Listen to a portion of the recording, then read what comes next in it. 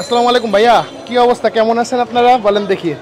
আলহামদুলিল্লাহ ভালো আছেন? অনেক ভালো আছি ইনশাআল্লাহ। আলহামদুলিল্লাহ। তো আজকে কি খাওয়াবেন কি?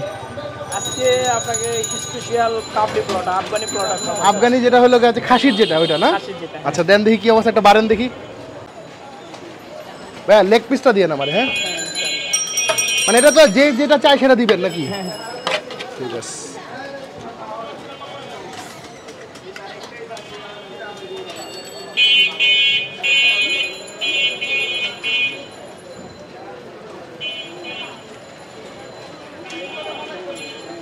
লেগ পিসটা বড় আছে ভাই, দেখ ভালো সময় আসছি তাহলে একটু। ও ওয়াও, জোস জোস, পুরো ফ্যান্টাস্টিক। এটা হচ্ছে গাজর আর বাদাম, গাজর বাদাম কিশমিশ, মূল খেলার ওইখানেই। আহা আহা মারহাবা, ফ্যান্টাস্টিক ফ্যান্টাস্টিক, চলবে ভাই। আচ্ছা এবার এটা কাচ্চি আপনাদের, এটা কি গরুর কাচ্চি না খাসির? এটা গরুর কাচ্চি। গরুর কাচ্চি। গরুর আরে জোস, মানে এই সাইজের মাংস? হ্যাঁ, এই যে সাইজও ভালো, মোটামুটি 2 পিস মাংস আর এই যে আলু সহকারে। হ্যাঁ 200 টাকা মাত্র। 2 পিস মাংস দিয়ে হ্যাঁ, 2 ফুল পিস প্লেট। মাংস। আর হাফ প্লেট কত? হাফ প্লেট 120 টাকা, ওইটা হবে 1 পিস মাংস আর 1 পিস আলু দিয়ে। আচ্ছা আচ্ছা বুঝছি, ঠিক আছে সমস্যা নেই, একদম গরম গরম। ওফ একদম গরম। ঠিক আছে ভাইয়া, একটু কষ্ট করে আপনার অ্যাড্রেসটা বলে দেন। এটা হচ্ছে তেশ নবাবগঞ্জ বাজার, লালবাগ রোড। আচ্ছা। লালবাগ নবাবগঞ্জ বাজার। এটা ওই যে মসজিদ বা বনফুল বাজার, যেটা বনফুল বাজারের সামনে তো আসলে নবাবগঞ্জ বাজার মসজিদের সামনে। নবাবগঞ্জ বাজার মসজিদের সামনে আসবে না? হ্যাঁ। ঠিক আছে, আসলেই হচ্ছে পাবে জাইতুন বিরিয়ানি। জাইতুন বিরিয়ানি। ওকে ডান, থ্যাংক ইউ। আসসালামু আলাইকুম অ্যান্ড হ্যালো এভরিওয়ান। আমরা এখন আছি নবাবগঞ্জে। নবাবগঞ্জে কোথায়? জাইতুন বিরিয়ানি হাউসে। সো এখানে যেই পরিমাণ মানুষের ভিড়, আসলে কথা বলার কোনো স্কোপ নাই। চোখের আমার সাথে কাবুলের নাম থেকেই বেসিক্যালি হচ্ছে কাবলি পোলাওটা আসছে। তো আমরা এখন সেই কাবলি পোলাও খেতে আফগানিস্তানে যাওয়া সম্ভব না, তাই চলে আসছি জাইতুন বিরিয়ানিতে। গতবার এসে খেয়ে গিয়েছিলাম প্রায় 1 বছর আগে, আজকে ঠিক 1 বছর পরে আবার আসলাম জাইতুন বিরিয়ানি হাউসে ওদের কাবলিটা খেতে, কাবলি পোলাও। কিন্তু পার্থক্যটাও অনেক। গত বছর যখন খেয়েছিলাম তখন নিয়েছিলাম হচ্ছে বিফ, আর আজকে নিয়েছি আমি মাটন। মাটন কাবলি পোলাওয়ের দাম পড়তেছে 320 টাকা। এখানে হিউজ অ্যামাউন্ট অফ রাইস। আর একটু যদি আমি কাবলি পোলাও সম্পর্কে আরেকটু বলে নেই, কাবলি পোলাওটা এই ধরনের চাল দিয়ে করে, আর হচ্ছে গাজর আর বাদাম এগুলো আরও কিসমিসও থাকে, যেগুলো রোস্টেড অবস্থায় আছে। ঠিক আছে, সো আজকে আমরা চলেন খাসির কাবলি পোলাওটা খেয়ে দেখি কেমন। গতবার যেহেতু খেয়েছিলাম বিফ, ওটা ছিল বেশ সুস্বাদু, আশা করছি এটাও হবে সুস্বাদু। বিসমিল্লাহির রহমানির রহিম। দেখেন একটু, আমি দেখেন একটু যদি দেখাই। আচ্ছা আরেকটা জিনিস বলে রাখি, অনেক সময় দেখা যায় যে আমি আজকে রানটা পেয়েছি ভাগ্যের জোরে, আপনিও যে নেক্সটে এসে রানটা পাবেন এমন কোনো কথা নেই। সবাই এসে রানটাই খুঁজে, এটা খুব স্বাভাবিক। তো এত কথা না বলে বিসমিল্লাহ করি। বিসমিল্লাহির রহমানির রহিম।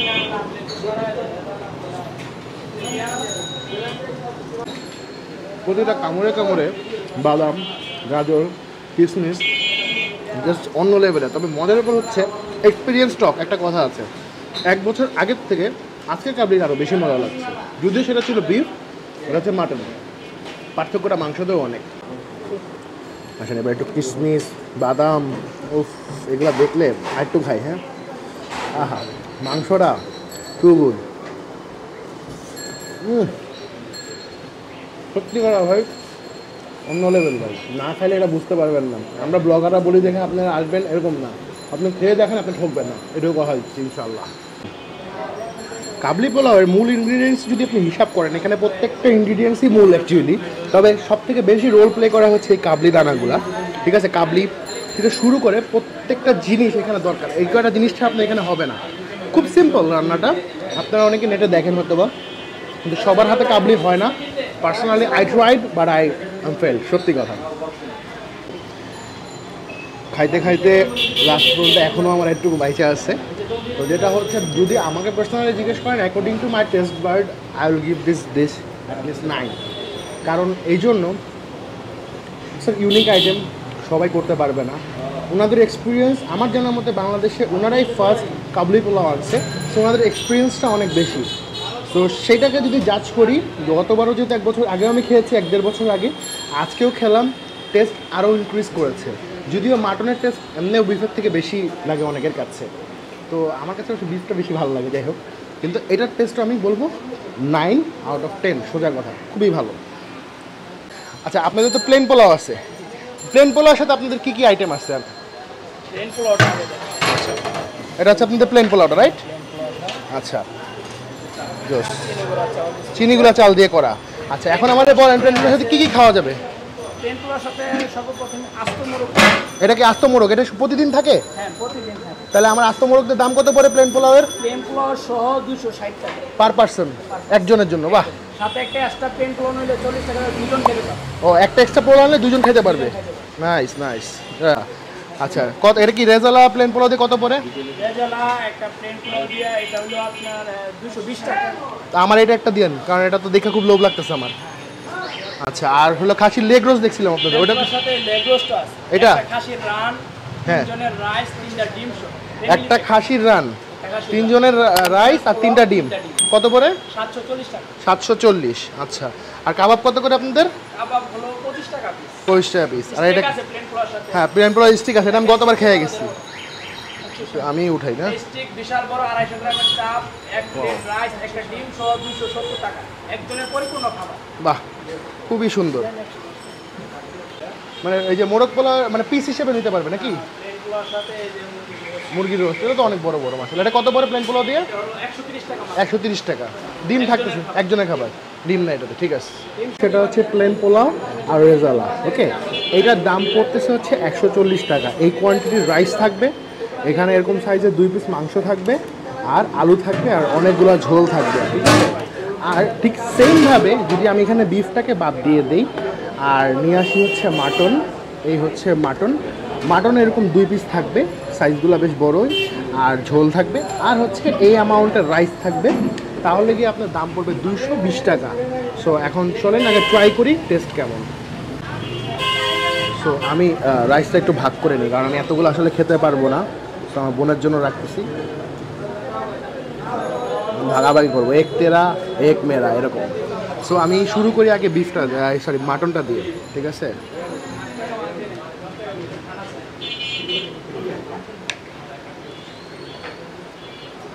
একটা জিনিস দেখেন, ঝোলের থিকনেসগুলো দেখছেন, মানে গ্রেভিটা যেটা অনেক থিক, কিন্তু খুব ভালো এটা।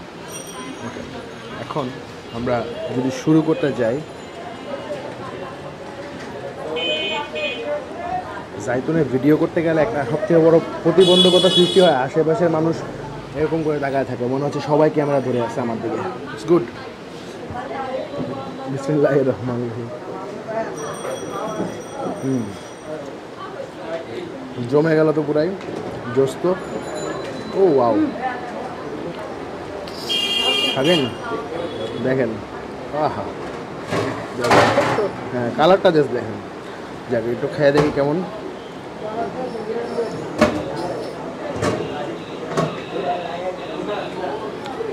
হ্যাঁ ভাই, যারা না খাইছেন তারা মিস করবেন, বিলিভ মি অর নট, আসলে না খেলে মিস করবেন।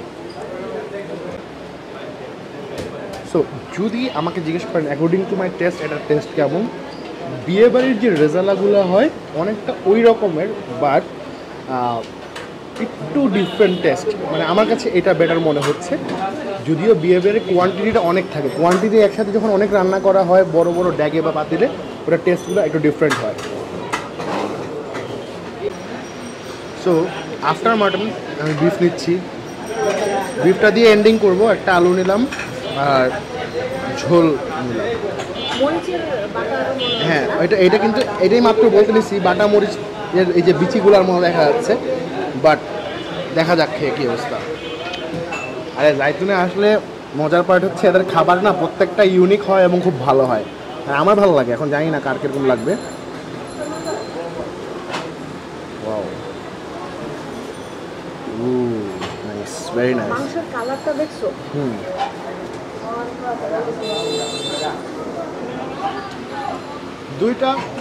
দুই টেস্ট কমপ্লিটলি ডিফারেন্ট। আপনার এটার যেটা টেস্টটা, এটা একরকম টেস্ট, এই রেজাল্টটার টেস্ট হচ্ছে আরেক রকম।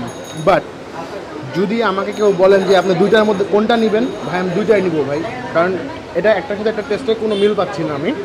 এটার মধ্যে একটু বাটা মরিচ আছে, একটু রেগুলার বিফের রান্নার যে স্বাদটা অনেকটা ওরকম আছে।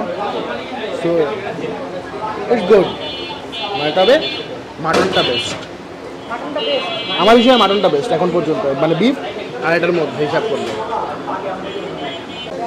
এটা একটু আলু দিয়ে খাই।